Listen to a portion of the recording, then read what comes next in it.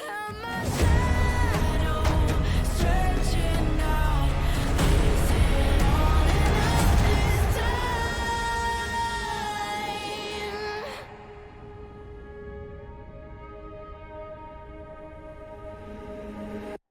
still here.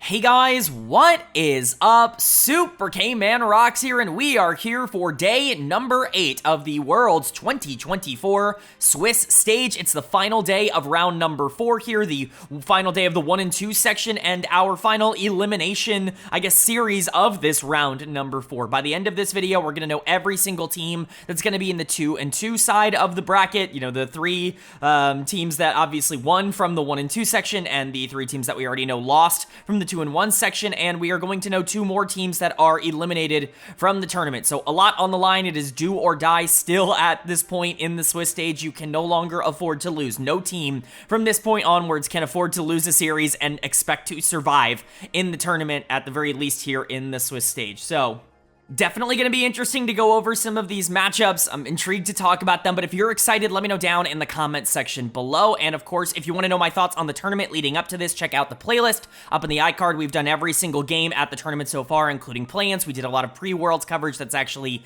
aged incredibly well, a lot better than I think a lot of the comments expected it to. And so check that out if you are interested. But most of today is going to be spent talking about the games that we actually got here on day number 8. So I don't want to waste you guys' time too much. Let's get into it. If you are new here, what we are going to do is go game by game in both of the series, talking about the advantages and the disadvantages that each team was able to generate. I'll be giving a player of the game and a dud of the game for each individual game that we cover, and of course I will be giving a player of the series at the end of each series to tie everything into a nice, neat little bow. Like I said, we will be talking about the 2-2 draw at the end of the video, but that's going to be saved for the end. Most of today will be spent talking about the 2 final 1 and 2 series. So let's get right into it. The first one is definitely the more intriguing one, at least in my opinion. I think this is really the only series today that I'm expecting to have any sort of parity, or at least should have any sort of parity. It's a matchup between the number 3 seed from the LPL in Weibo Gaming and the number 2 seed from the LEC in Fnatic. And the reason this is such an interesting matchup, not only did these 2 teams face off against each other last year, obviously,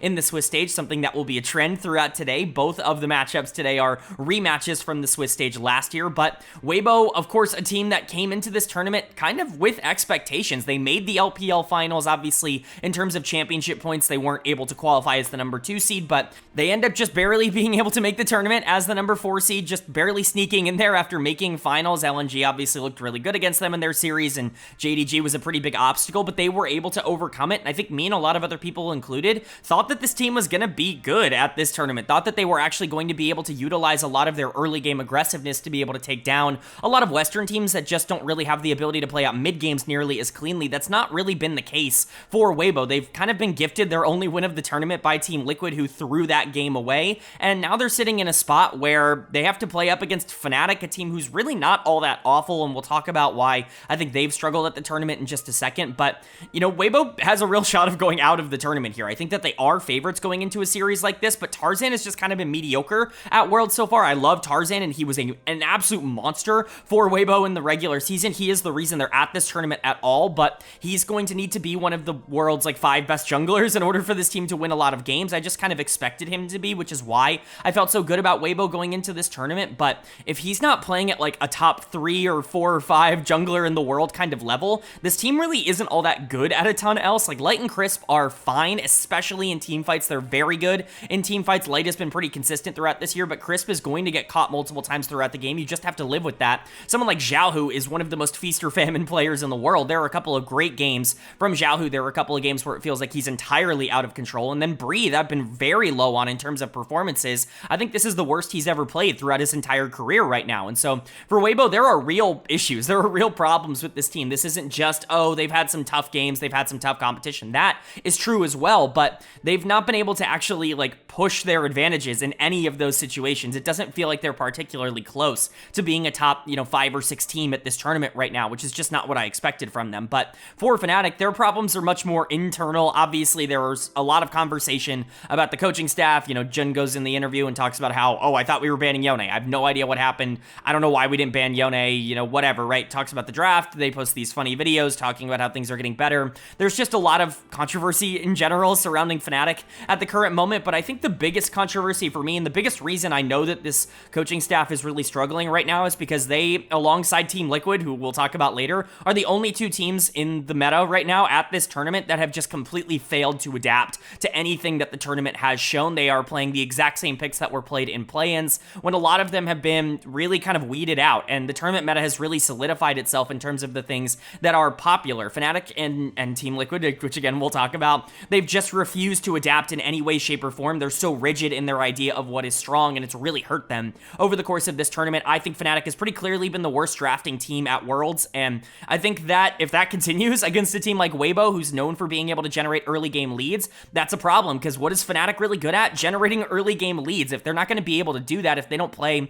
from ahead, I've talked over and over and over again on this channel about how Razork is one of the scarier junglers at this tournament when he plays from a lead, and one of the worst junglers at this tournament when he has to play from behind. It just generally is his playstyle. He's not very good at playing from a deficit, and so it's going to be so important to win early in a game like this. I think investing into that could be smart, but also, this is a meta where we've seen so many comebacks, where we've seen so many games go long. You don't want to over-invest into that, and so a lot of things to keep in mind, but 2 very early game aggressive teams. It's definitely going to be fun to watch no matter what, but the only way to know how this series ends up turning out is to go game by game, and that means starting with game number 1. So let's get right into it. The winner of game number 1 was Fnatic. They are going to take game number 1. They're going to go up 1-0 in this series, and this is a pretty gigantic win for them. I'm very critical of both of these drafts, more so Fnatic's. I actually think their draft is worse. I just think Weibo ended up getting,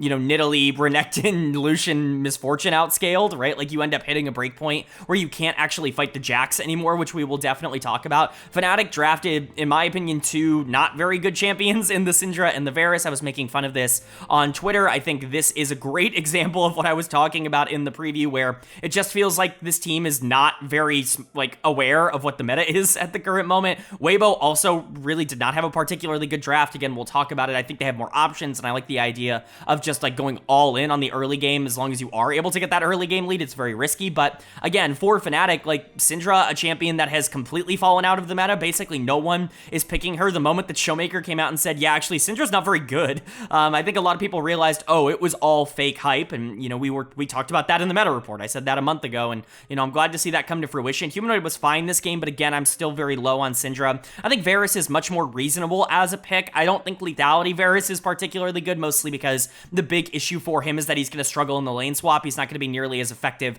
as a lot of the other AD carries right now in terms of lane swapping, but he's still really good in the late game, and so that's where I can start to accept the idea. I just don't like this as a carry duo. What I do like is pairing it with Jax on the top side. Jax is so mega broken. He has been so strong at this tournament, easily the best top laner in the game right now, and again, another good take from the meta report, and Oscar Rinnan's going to get player of the game for it. I think you could give this to Noah. I think it has to go to one of those 2. Razork had a couple of good engages. Jun, I thought, was generally very good for this team, but Oscar was the one kind of stepping in and making a lot of these big plays towards the back half. He pulls off that triple kill at the end of the game. I mean, Jax is just a monster. This champion can do basically anything you want him to do. He's so good into a lot of the popular matchups right now. You blind pick something like Renekton on the other side. Jax punishes that so hard because of the buffs that he got on this patch in particular. He was already a really good counter pick to things like Cassante and Renekton, but now with the armor buff, it's actually almost impossible for them to be able to duel him in the mid game, and that means that his window of being super strong is just extended. It's earlier now, which is a problem for a lot of teams because they don't really have easy answers to things like Jax and Yone that can both split push, pull you apart macro-wise, and team fight and flank really well. Jax is just a really good champion. We've seen it throughout this tournament. Again, I believe he's the best top laner in the game at the current moment, and the one pick that I really like from Fnatic is the one that really popped off in a lot of these fights. But again, I don't want to take anything away from how the rest of this team played. You had some great engages by Razorek. I've been very critical of him at playing from behind. It's really something he's not very good at. He's never been very good at it as a player, but we're sitting here and we're watching him play down, 1.5k gold and actually still making impactful engages. Skarner can sometimes find himself being a little bit useless in the back half of the game because it's a bit difficult to get in some circumstances, but Weibo don't really have a lot of poke. They don't really have a lot of damage at all, quite frankly, and so Skarner actually had a much easier time, actually going in and starting fights in the later half of the game, and Razork, I think, took advantage of that. Noah, like I said, was pretty excellent. The damage he was putting out was a problem. He was by far the highest damage champion in the game in terms of just like the consistent amount of damage he was able to put out. That's lethality Varus. If you're able to poke out before a fight, it's a disaster, and like there's no way you're going to be able to win if you give Varus time. And so credit to Noah. I still think that champion should be punished a lot more in the early game during these lane swaps, especially because I think other champions benefit so much more from it. But if you get to that late game, if you get to those power spikes, Varus can still do a billion damage throughout every stage of the game. And like I said, good engages from Jun. I think Humanoid was fine. Good follow-ups, I would say, generally on the Scatter the Weeks from like a Skarner engage or a Varus ultimate or Jax or something like that, right? Like Syndra was basically there to follow up, but I continue to think that the damage and the overall laning is a tad bit disappointing, especially because the Lucian was actually strong in this game. So overall, decent game from Fnatic. Nice to see that they can win coming back from behind, but this is a free win so long as you get to 25 minutes, because Weibo's comp is just like, we win early or we lose. Like, they invested entirely into the pre-15-minute game plan. They needed to have this gigantic gold lead, and they had a gold lead, but I don't know if it was big enough to justify drafting like Renekton, Nidalee, Lucian, Misfortune, right? It's a very difficult comp to end up executing. I think it has more synergy than something like Fnatic's comp, but again, you have such a timer on it that if you don't end up like getting super far ahead, then it is kind of doomed, and doing that against a team that's already known for having their best part of the game be early, I don't know if that's exactly what I would have went for. Again, I'm not trying to criticize them super heavily. I know we can be reactionary and talk about how the draft was bad because they lost, but I think there is some good ideas here.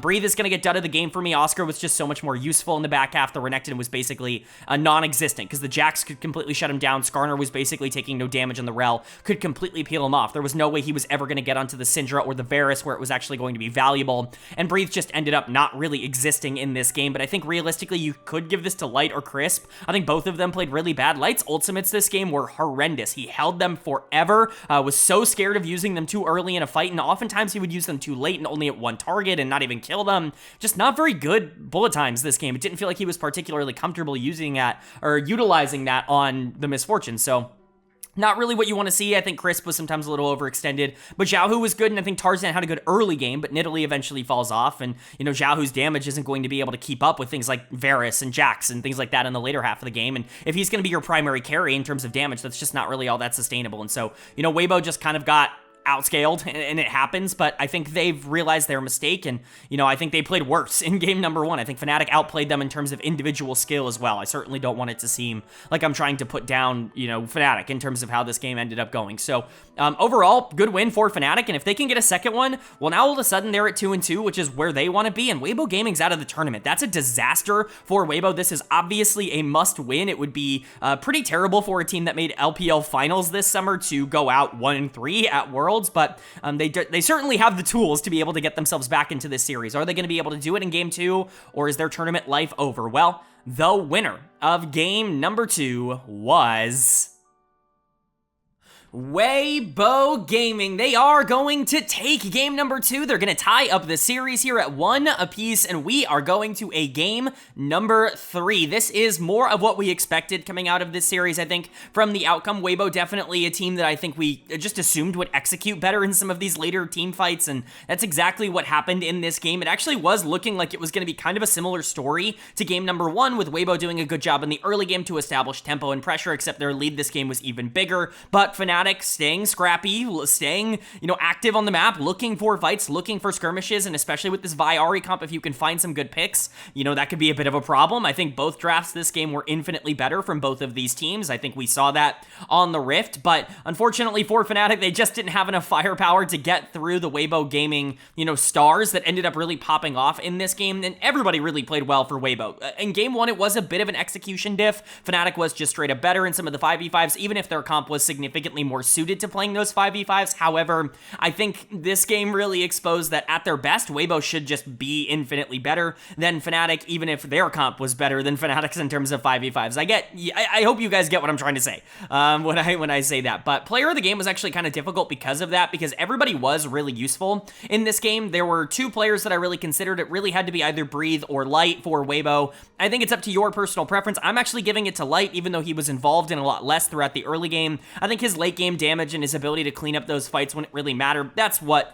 really sealed this game for Weibo. He does get picked off in the top lane, not really realizing that Jun is there. It looks like a really good pick for Fnatic, but Weibo end up turning that fight around anyways because they just have so much damage at that point in the game. But a lot of the reason they have so much damage is because of the quadra kill that Light gets like 2 minutes before that fight ends up happening down on bot side river. So overall, to me, Light's player of the game, but if you wanted to give it to Breathe, I think that's totally fine. Jax continues to show that he should be one of the highest priority picks in the entire game. Right now, he's very blindable as a top laner, which is not something I expected.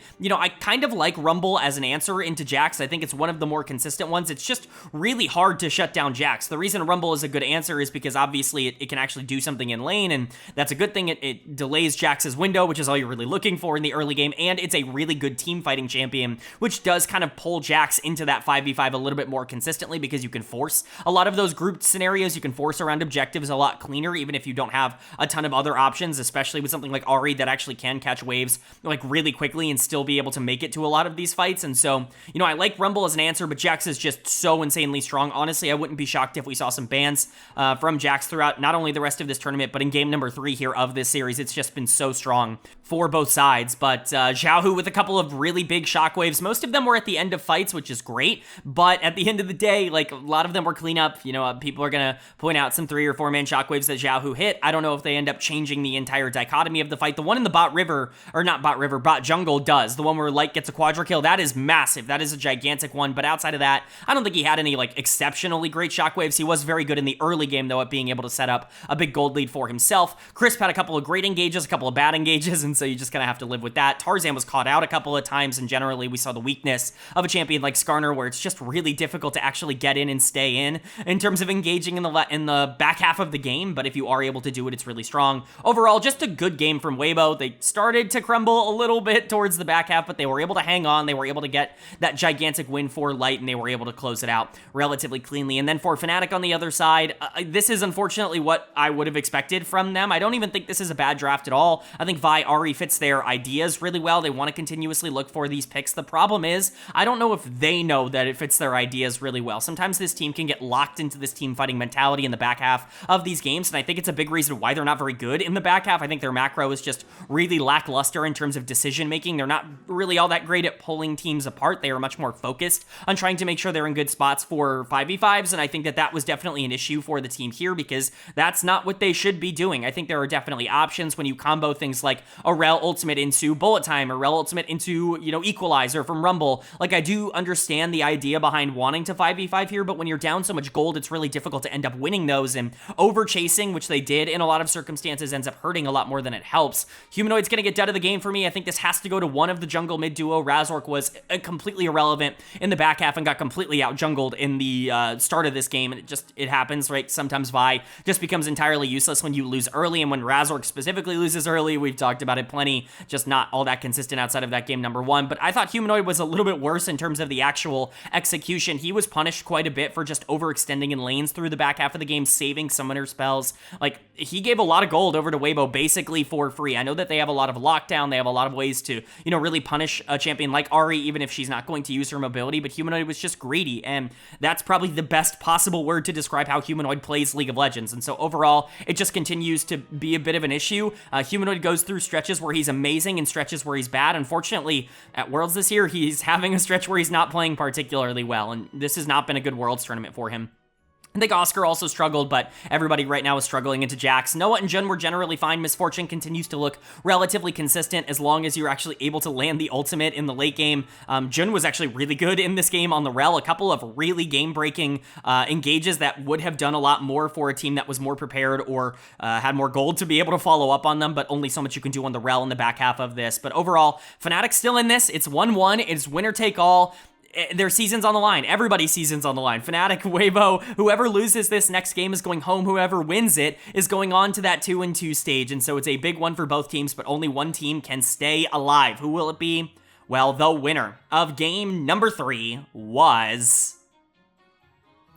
Weibo Gaming. They are going to take game number 3. They are going to take this series 2-1, and they will be moving on to the 2-2 section of the Swiss stage, the final round of the Swiss stage. Unfortunately, that means that Fnatic, the number 2 seed from the hometown region here in the LEC, is officially eliminated from the tournament. They unfortunately now get to join their LEC brethren in Mad Lions, and G2 is the final hope for Europe. We'll see if North America shares the same fate later on in today, but Fnatic put up a good fight in this series. I don't think they were completely and utterly dismantled. I just think that they maybe had the wrong idea. A really crazy draft here in game number 3 for them. I shouldn't say really crazy because it's just one pick, but Swain mid coming out on R5 for Fnatic. I've heard rumors and whispers about this pick coming out during Worlds. Haven't really been entirely convinced, but I'm honestly buying it a bit more than I am the hype on some of the other like weird niche picks that you're kind of hearing about right now. I think Swain theoretically could be really good into these dive comps, and you know, I understand picking it into Ahri could generally be kind of strong, but I don't know if outside of Ahri this is a pretty good draft for this. I think if it's like Vi, Ahri, Kai'Sa, like if they full commit to dive and things like that, all of a sudden Swain becomes a lot more valuable because he really can do a lot against that, but I don't know if this was necessarily the game to pull it out, and we'll talk about Humanoid. He just did not have a good Worlds. He was not very good at this tournament at all, but for Weibo Gaming, player of the game and player of the series as a whole basically has to go to Light in the bot lane. He's just so freaking good. He was the player who pushed them to this tournament in the first place. People kept talking about how, oh, you know, shout out Yagao for costing Ruler Worlds. No, Light outplayed Ruler in that final series domestically to qualify for the World Championships. That's not to say Ruler played bad. He was exceptionally good, but so was Light. He was the best player on the Rift in that final qualifying series. He gets here to Worlds. He's been very consistent for them, and he comes up clutch once again. This guy has just been amazing for a long time now. He was like a pseudo channel darling. I'm sure people in the comments will let me know if they've been watching for 3 years or whatever, if my old takes on Light were considered channel darling-esque, where I kept talking about him on LNG as this hyper carry in 2022 with that Doan B Tarzan roster. I talked really heavily about how Light was really the only player on that team actually doing anything and actually pushing the team forward, and obviously he went over to Weibo and ended up performing really well last year, made World Finals, and he's doing so again this year. He is keeping this team alive. I'm not going to say single-handedly because everybody else in this team is doing their job, but he is certainly the best player on this team right now in terms of performances. Zhao, who had a really good game. The Ahri is supposed to be shut down here by the Swain, but an early gank from Tarzan ends up making it very difficult for Humanoid to actually play out the rest of this laning phase, and the Ahri ends up just being Ahri, where she can dash around everywhere and just charm people. She doesn't need to do a billion damage to her lane opponent in order to be one of the more useful champions in the game. That's what we're seeing out of Ahri. It's why it's been prioritized as such a heavy pick over the past couple of days and weeks and whatever. Is not because the damage she does, because there are champions that do more damage, but because of the utility and consistency that she offers. I thought Breathe was pretty good here on the Gnar. We'll talk about Oscar Rinnin, but definitely the weakest Jax game of the series. Very interesting to me because I don't think Gnar is like especially better as a matchup in comparison to like a Rumble in the previous game, but it is what it is. Tarzan continues to look good on the Skarner in the early game, and the champion continues to, you know, sometimes struggle in the later half of the game. If you can get in, it's so oppressive. It can just sometimes be hard to get in. And Crisp was actually really good here on the Rakan. Sometimes he's too far forward, but in this one, he was just genuinely great. So credit to Weibo Gaming. They move on here. They want to keep their hopes alive. As I've said this the entire year, I think this team is better than last year's team, and last year made World Finals. And so obviously the miracle run is in them. We'll see if they can end up pulling it off, but they've given themselves a chance. And then for Fnatic on the other side, I just think it's very clear that they just had a horrible read coming into this tournament. I think that that has generally been the case for basically every team that played any sort of Champions queue or solo queue like extensively before the tournament. Basically all of the teams that arrived early to Europe are struggling at this tournament because the meta that ended up developing in those scrims and in Champions queue ended up being very wrong and very not what the meta has actually turned out to be at the tournament, and that's really hurt them. And I think Fnatic is unfortunately probably the biggest like culprit, I guess, offender of those drafts. I don't think this one is nearly as bad. They adapted and developed over the course of this series, but so did Weibo. The moment Weibo got on good drafts, Fnatic just didn't really have the skill to be able to back it up. Humanoid, unfortunately, is going to get out of the game for me when you pull out something like Swain. You've got to be able to back it up. You've got to be able to show that the pick is worth bringing out, that this niche pick that has not been picked all year is worth pulling out at the World Championships, and he just wasn't able to do that. He wasn't able to make it worth it. Like, he was useless the entire game. He wasn't drain tanking. I mean, he was surviving a bit. He was doing no damage, and just overall wasn't particularly useful. The Swain didn't feel valuable in this game. What did feel valuable was the Ziggs, and Noah and Jun were definitely the stars of Fnatic, probably across this whole tournament, but specifically in this series here. Jun was definitely the best player on Fnatic in this series. Jun was actually exceptionally good on the rel, and I definitely see why they wanted to early prio it in basically every draft that they had, but Noah, I thought, was much better here on the Ziggs. This was probably his better game of the two losses. Obviously, the Varus game in game one was still very good, but it's nice to see the Fnatic bot lane, which we criticized probably the most of any section of this team, actually show up at Worlds, even if the rest of the team didn't necessarily do that. Oscar Rinnan's just going to have a bad game every once in a while. He's not a consistent player, and he's certainly not good at playing from behind, and the Jax is, you know, one of those champions that you do need to kind of get into the backline and be able to take over on. Razork and Huma, though, just not good enough in this series. They are the core, the I guess, main players here on the Fnatic, the star players on Fnatic, and they were the two worst players on Fnatic in this series, and that's just a bit of a problem. So overall for them, they have a lot to clean up. I don't know what's happening in the offseason. I don't know if it's going to be a complete overhaul. There's been such a media outcry about how bad this, how poorly, I should say, this team is quote-unquote run at the moment. You know, you've heard a lot of ex-players of Fnatic, like Niski, like Weibo, you know, step up and be like, yeah, Fnatic right now, like, this version of them is a complete shit show. I don't know what happens going forward with Fnatic. I don't know what this roster looks like going into next year, but, you know, I think that they were fine overall this year. The LEC was a disaster, and I think it might even get worse going into next year, and Fnatic was able to capitalize a bit on that, but overall, this is kind of what I expected from this team. But again, congratulations to Weibo. They're going to be moving on, and fortunately for them, they actually can start prepping, like, even before we know the results of this final series, because they only have a limited amount of opponents. They've actually played a lot of the teams that are already in the 2-2 stage, so we'll see what ends up happening, but excited to see whether or not this team can pull off another miracle. But then moving on now to our second series here of day number 8, and this should be a lot more predictable. The first one was supposed to be the interesting series of the day. We'll see if that lives up to expectation or whether or not there are going to be some unexpected surprises. It's the number 2 seed from the LCS in Team Liquid taking on the number 1 seed from the VCS in GAM Esports. Obviously, GAM is happy to be here. I think they're happy to be the final minor region team at this tournament. That certainly was not expected by a lot of people, but they've ended up making it here. They've overperformed a lot of expectations, and they've made it all the way to day 8 of the main stage here at Worlds. It's about as good as it could possibly get, and honestly, their draw really isn't all that bad in the grand scheme of things. Team Liquid is actually kind of beatable in their current state. They've looked really, really shaky at this tournament so far, even in their win over Pain Gaming. I talked about a lot of things that I was still concerned about with this team, most notably that APA still didn't feel very comfortable, and and Impact in particular are having a really bad tournament. Impact has not been able to do anything. He's been getting obliterated in laning phase, especially when teams put resources into taking him out of games, and has just been bad. Now, that's not as shocking. I've always been a lot lower on especially when he's going up against good competition, but it's still worth noting that Team Liquid's macro has been very questionable, and their player performances have been really questionable. That being said, Yon is really good, and Yon has been able to carry a lot of games for this team throughout this tournament so far, and if they are going to be able to pick up the win, I would believe it's going to be through the bot lane once again. Elio is certainly a player that can sometimes be caught too far forward. If you can start to enable a player like Yon on a hyper carry like Kaisa, as we've seen before, he can take over a lot of these games, and Core is obviously playing fine as well. He's not been quite the star that Yon has been, but he's been able to set up a lot of what Jan is doing. He's been the second best player on this team at Worlds. That's not even been all that close, really. But the rest of the matchups are a bit concerning, most specifically the top side, because for GAM, when you look at their strength, it's Kiaya, and it's playing through Kiaya and putting resources into Kiaya, and Impact has really, really struggled at this tournament so far. That could potentially be something I'm scared of when it comes to Team Liquid.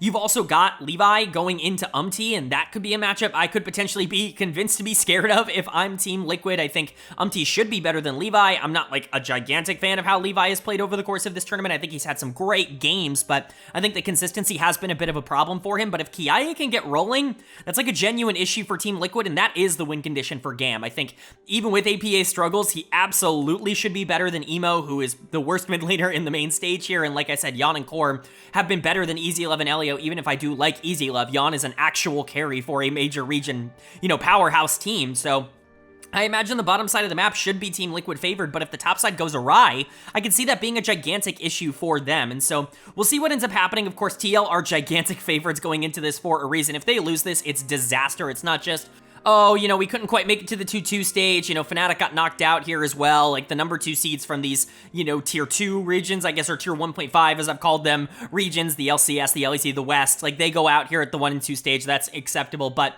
the draw is so favorable for them that you just can't. You can't get away with this. If you lose this, you deserve all the criticism that you are going to get this offseason, especially with how you've played up until this point. You've been the best team from North America internationally. You looked good at MSI. You looked good at the Esports World Cup, and then to show up like that at Worlds would be a disaster, but they are favorites for a reason. They should be able to take care of this, especially in 2 games. But the only way to know if they end up living up to that or if GAM can surprise is to go game by game. And that means starting with game number 1. So let's get right into it. The winner of game number 1 was GAM Esports. They are going to take game number 1. They're gonna go up 1-0 in this series, and this was a bloodbath of a game number 1. A very wild and chaotic game here from both of these teams. There were advantages and disadvantages that I think both teams ended up, having throughout this, but GAM is able to come out on top. That's not good for Team Liquid. Obviously, winning 2 games in a row against GAM should not be impossible for this team. They're very much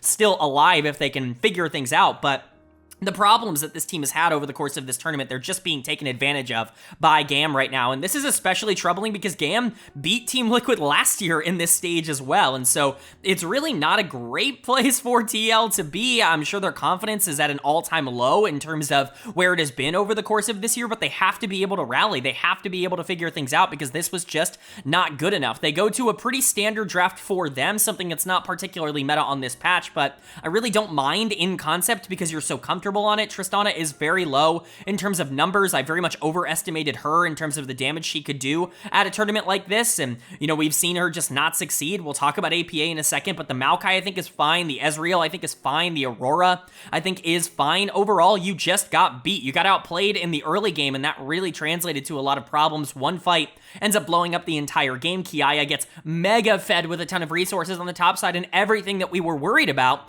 for Team Liquid ends up coming to fruition. So let's talk about it. I mean, Kiai is player of the game. This was an amazing Jax game. We talked about how good Jax was in the previous series with Game 3 notwithstanding. Well, Kiai got it here, and we talked about GAM's win condition being Kiai. And, looking at the Kiai versus Impact matchup and saying, well, Impact's been really bad at this tournament and generally has not performed all that well internationally, especially in lane. It's been a bit of a problem for him over the past, 4 or 5 years, and Kiai is the kind of player that can absolutely take advantage of that. Well, here is him taking advantage of it. Impact was absolutely out of this game by the mid game. Now the Aurora is always going to be relevant, and he was able to pick some things up as the game went along, but Kiaya was so much stronger than Impact on the other side of the map throughout basically all of the early game that it's just kind of a disaster. I actually really like Jax as an answer into Aurora because Aurora is so weak early that Jax doesn't really get punished and, has a pretty easy laning phase, and then eventually Jax can still be Jax. He can pull the Aurora out of lane, and he can force the Tristana into side lanes to catch, and then obviously he can dive onto the back line and really make problems so long as he doesn't get Aurora ulted. But overall, Kiaya still has to play really well, and he did. I think Levi did a really good job of enabling him throughout this game on the Vi. Was really surprised to see the Sylas ban over the Vi. I understand it because they really wanted to draft Maokai. That was clearly their major intention here, but leaving the Vi up after taking away Shyvana, Nocturne, and Wukong, it just doesn't really make a lot of sense to me. It feels like Levi was super happy to pick that up on R4. It's like, okay, you took away 3 of the 4 junglers I'm really good at. Okay, I'm just going to pick the 4th one, and I'm still going to win. You wasted 3 bans. It just feels very strange to me. Maybe you drop the Sylas ban and don't pick the Maokai. That probably would have been my idea. Sejuani could have been entirely playable this game, and I understand it's not quite as good as Maokai. Maybe MT's not quite as comfortable on it, but it's certainly something to consider because Kiaya and Levi have to be taken off of their comfort because they just showed they can absolutely destroy you on it. Now, they did try to throw the game. GAM definitely took some fights that weren't exactly ideal, but overall, they were able to pick up the bloody remains of whatever was left of this game and take it. I thought Easy Love was fine here on the Ashe.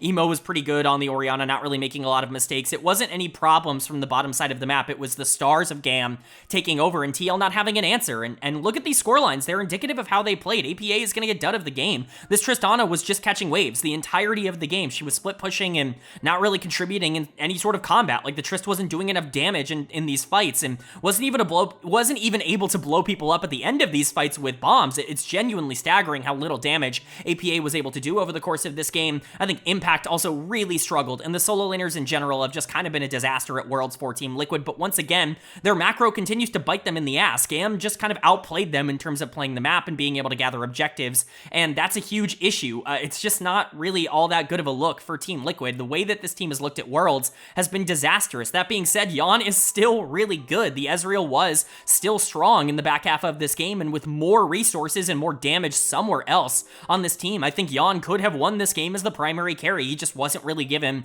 that opportunity.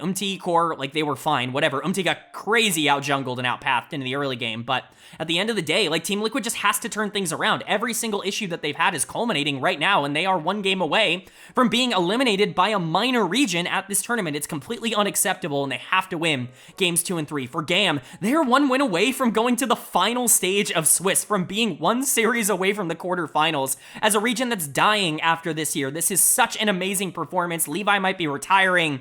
Like, just everything that we know about this team, it's insane that they're even here, and I'm so excited for them. They have the chance to close it out here in game 2, and that's gigantic. If they can not only beat Team Liquid, but sweep Team Liquid, think about how crazy that would be. So, very interested in this, but let's get to it. The winner of game number 2 was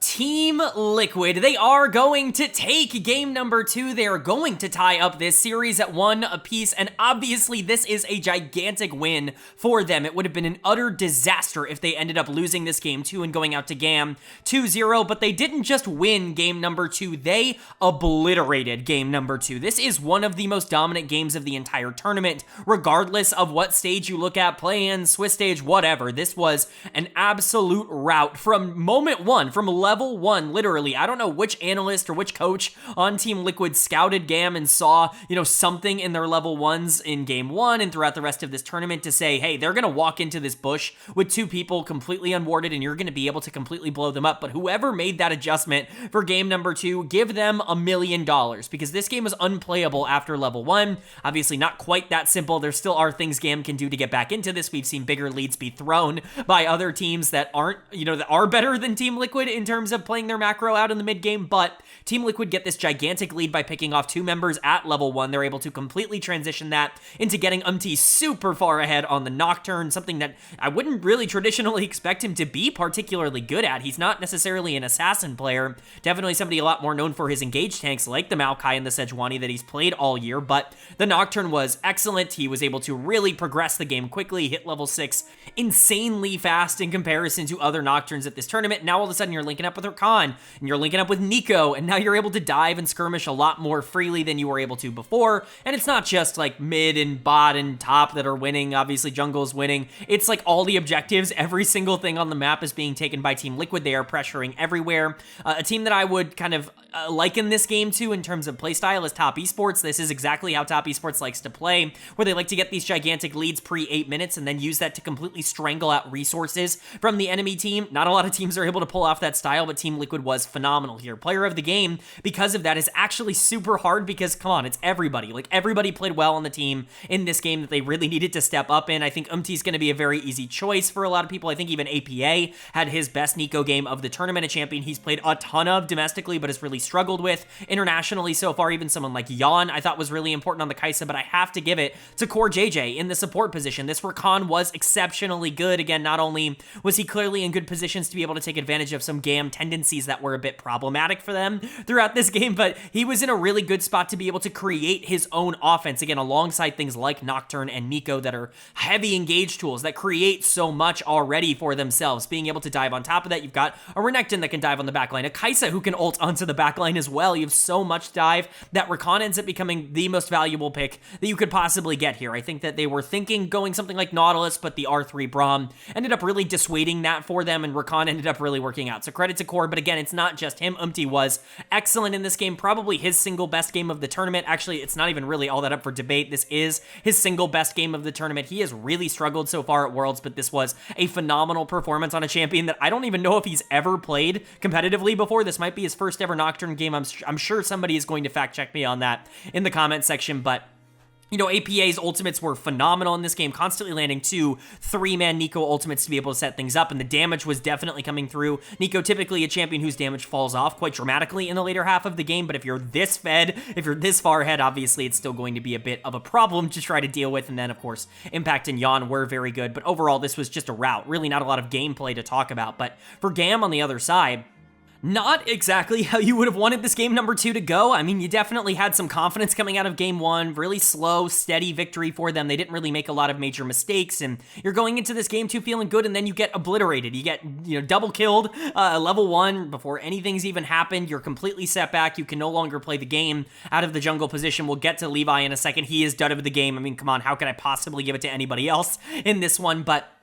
Gam never had a chance. They never stood an opportunity to be able to play this one out. Team Liquid had the gold lead. I think it was like a 1k gold lead at like 3 minutes into the game. And from that point, it just got extended and extended and extended. It's basically impossible to play from this position. As much as I'd like to say that, Gam's going to be fine moving into game number 3, I think obviously, they're going to fix whatever this issue was. They're not going to do this again. That I can very much promise you. But there were some mistakes I think made throughout the rest of the game that felt very desperate to me. Now you can understand a bit of desperation when the team is down so much so early on. You feel like you have to do something miraculous in order to get yourself back in the game, but these were plays that were very low value, and they ended up just sinking them faster. Levi is obviously the biggest culprit of this. He's going to get out of the game. This was a miserably bad Vi performance, definitely not nearly the same as what he had in game number 1. Vi plus Orianna is such a strong duo, a very difficult duo to end up trying to deal with individually, and so, yeah, just take the Vi out of the game. All of a sudden, you have no engage because the Vi dies before she even gets any CC off in her ultimate. You have full reign to be able to attack both the top and the bot side because there's really no way for Vi to be able to protect even numbered fights.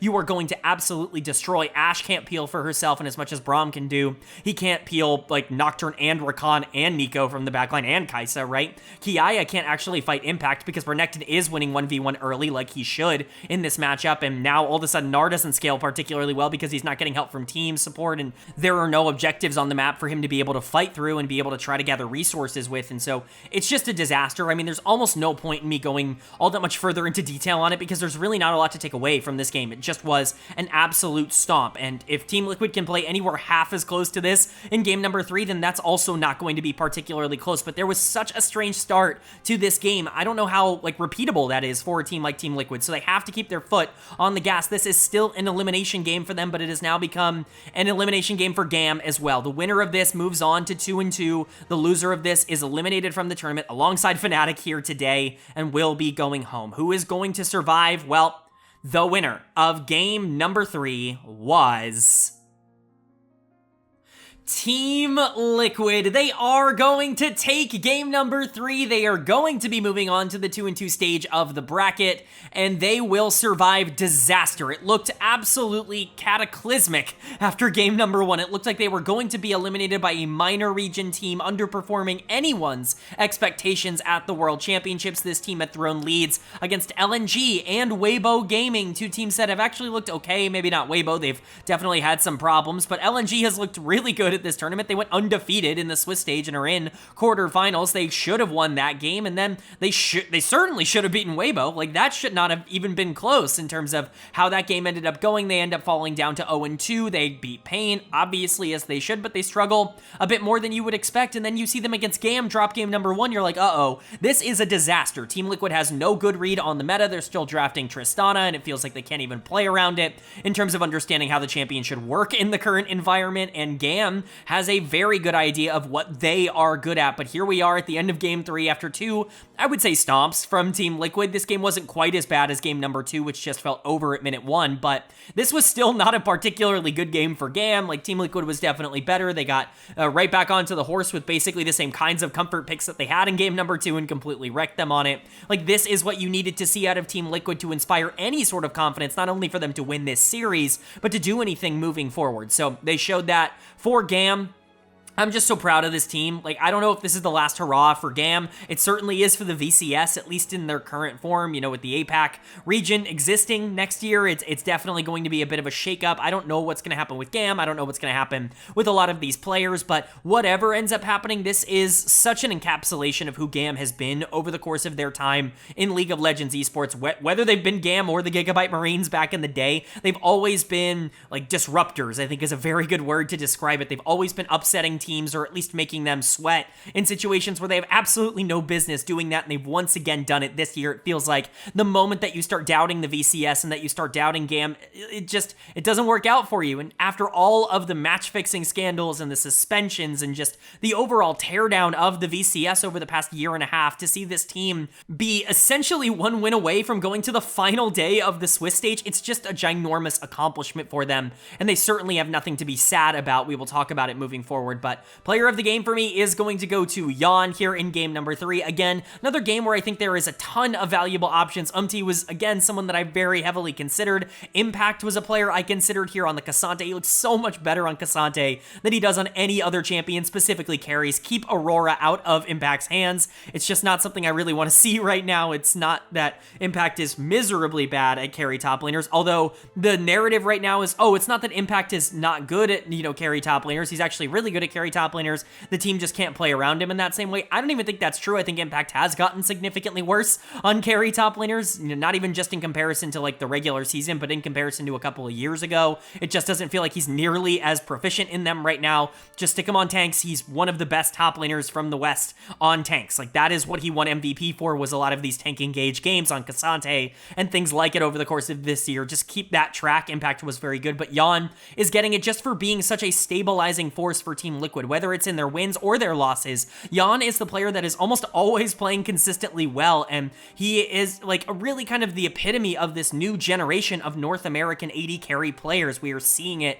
come through right now. Masu is sitting in that 2-2 stage. We will talk about that in a bit. Jan, obviously, somebody who really stepped up. Tomo was the other AD carry representative here from North America. All endemic talent that has come through the North American pipeline and system, and all of them have performed really well domestically. That's not even including some of the other players that are still playing domestically at the current moment. We just have this absolute influx of talent right now at the AD carry role. We might be seeing more of it next year with players like Scary Jerry and Sajed coming up from the NACL, and so for Jan to be proving that on the international stage he can compete, and for Masu to be playing so well, it's just so indicative of how good the ecosystem is for that particular role in North America right now. And not to compare everything for NA to EU, but in the spirit of at least talking about it, it's such an interesting dichotomy where, NA has all this AD carry talent coming up, and EU has a ton of talent, a ton of depth in their ERLs at every position, basically except AD carry right now. They've not been able to find anybody that can play at an elite level internationally at the AD carry role. Not that everybody's been bad. I think players like Noah have been good, but especially endemic players, it's just not necessarily worked out outside of Hansama for a lot of teams in the LEC, and so it's just very interesting that EU's, I guess, depth of talent is probably much deeper, but the LCS has got AD carries on lock, and Jan, he's a star. There's nothing else to say. This guy already proved it in the regular season. He proved it domestically in the playoffs. I've been saying it all year long. Jan was my, one of my picks for MVP, as a favorite. I definitely think he needed to be in the top 3 of MVP voting. Core ended up getting in over him. I think that was a mistake. I think Jan is the best player on this team right now in terms of consistency, and if I were starting a roster, if I were starting an LCS team and I had to pick one player off of Team Liquid, it would be Jan. I think I would build around him because he really is that much of a star. This guy is just insane. I know the numbers don't look quite as dominant as maybe you would expect for a player of the game in a dominant game like this for TL, a dominant win, but he still was exceptionally good, and I don't really think there's a lot of negatives for me to give him. His positioning is just unbelievable. Like I said, was also very good. 2 games of Nocturne, and he actually looks incredible in both of those games. Hopefully that's something that can keep up, because I think Nocturne Nico works really well for them. APA felt so much more comfortable. I don't know what Spawn said to him after game number 1, but it just felt like this thing clicked in his head. Maybe it was the kills at level 1 in game 2. Maybe that just completely turned around how he wanted to play in terms of confidence for the rest of these games, but whatever happened here in game number 3 or game 2, keep that momentum, keep that mental state moving into the next stage, because this was a completely different APA than what we saw at the beginning of the tournament. This felt like domestic APA, the LCS APA, and that's what we need to see here internationally. Core is actually my player of the series as a whole. I know I just went on that whole rant about how Core should not have been an MVP finalist over Jan, but that doesn't mean he wasn't good today on the Rakan. This was a great performance from him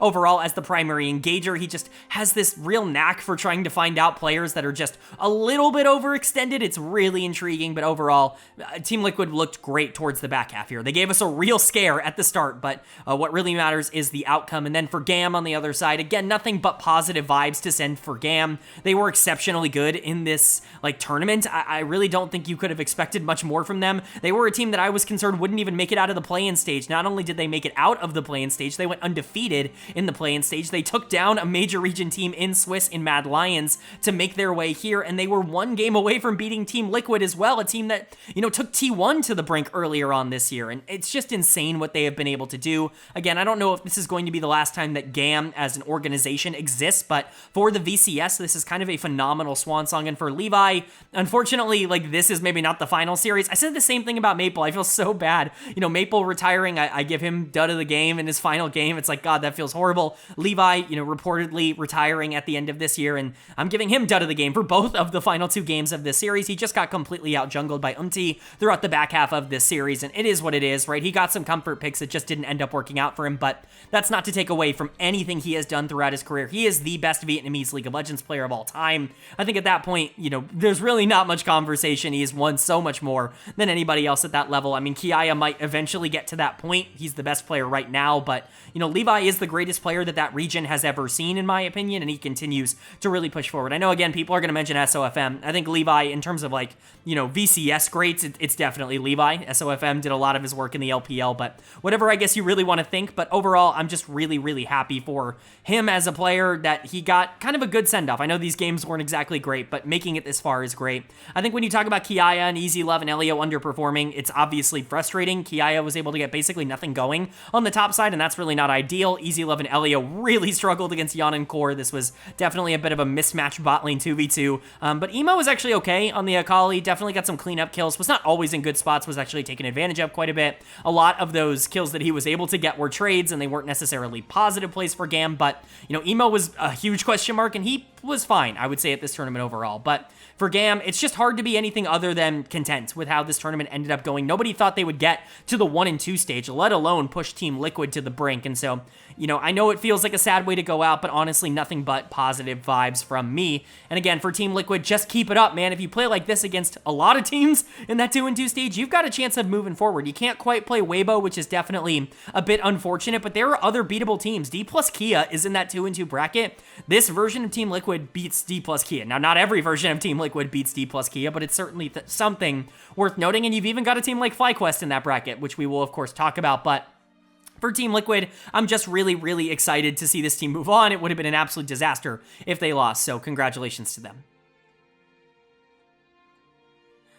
All right, but that is going to do it for my Worlds Day number 8 overview analysis video here in the Swiss stage. I am very, very excited to see what happens moving forward, because up on the screen you can see the draw for the final day of Swiss coming tomorrow. I really wanted to make sure I got this video out. As a side note, for those of you who are wondering why this is going out so much later than all of the other videos, I talked about this yesterday. I had an event that I had to attend to for most of today, and so I was really hoping we would get 4 games, but alas, we got all 6, which means I couldn't get this video out until I got home, which is right about now. And so I do apologize for this coming out a lot later than the others. There shouldn't be a problem with that moving forward, but let's look at the draw that we got in the 2-2 stage. Kind of a disaster for some teams and kind of a blessing for others. It's definitely, an interesting set of matchups. We will talk about it now. The first one, of course, D plus Kia taking on Weibo Gaming. This is one of the more intriguing matchups we could have gotten. Both of these teams have looked so shaky, but both had pre-tournament expectations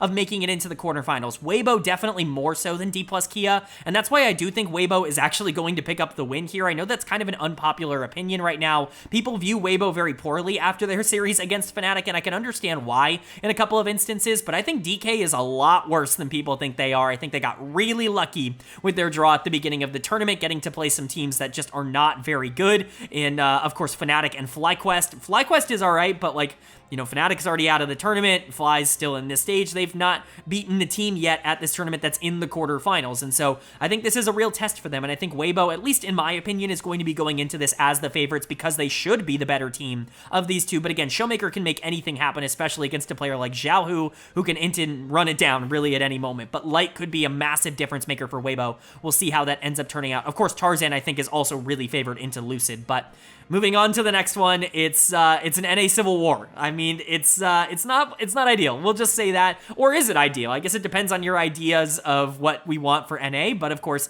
it's FlyQuest taking on Team Liquid. It's the 2 teams left from North America playing against each other.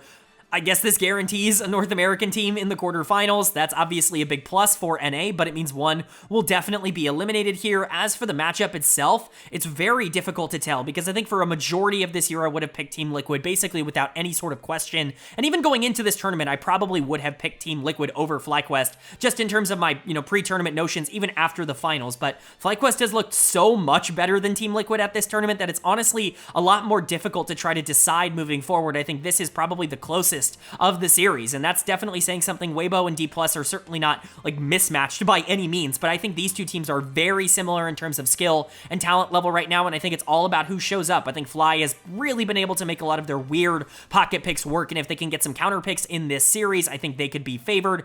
But Team Liquid's probably a bit better in terms of just the overall map play, as long as they show what they did domestically and not what they have at Worlds so far. Again, the version of Team Liquid showing up is going to matter a lot, but the good version of Team Liquid should be favored against FlyQuest. I just don't know if we're going to get it, so I'm going to very tentatively pick Fly, but again, I have more faith in Team Liquid in this series than a lot of other analysts probably would after just watching the Worlds games, just from what I've seen domestically. And then the disastrous final game for European fans, it's G2 Esports taking on Bilibili Gaming. I mean, this is the worst possible draw G2 could have gotten, and they are going to be pretty major underdogs going into this matchup. It is a true disaster for the LEC. Their other two seeds are already eliminated. Mad Lions out 0-3, didn't win a single game. And then, of course, Fnatic going out today. It's just a bit of a disaster right now for the LEC. They really needed G2 to be able to make it through, and man, do they have an uphill battle. It is not ideal. Bilibili, of course, are going into this as favorites. It looks like Shun is going to continue playing for BLG. If that's the case, I think there are more avenues for G2 to potentially win this series than if Wei was playing. I think Wei obviously gives you less upside against the best teams in the world because Shun just has a ridiculous mechanical ceiling if you can get him rolling in the early game, but Wei should be more clinical at beating teams that BLG are just straight up better than, which G2 is.